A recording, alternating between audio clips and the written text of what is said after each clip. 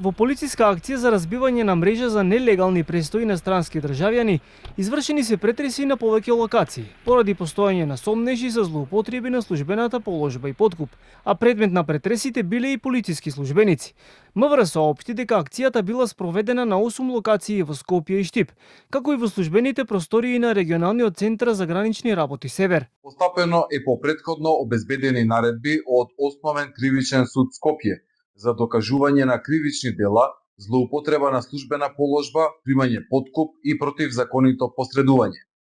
На подрачје на Скопје и Штип извршени се претреси на 8 локации во домови, возила и во службени простории во регионалниот центар за гранични работи Север, при што се пронајдени и одземени документација, мобилни телефони, една воздушна пушка без дозвола и друго. Инаку неофицијално, во Штип претрес се вршил во СВР Штип, каде цел била Канцеларијата за регулирање престој на странци. Повеќе детали околу целата акција од Министерството за внатрешни работи најавија по нејзиното завршување.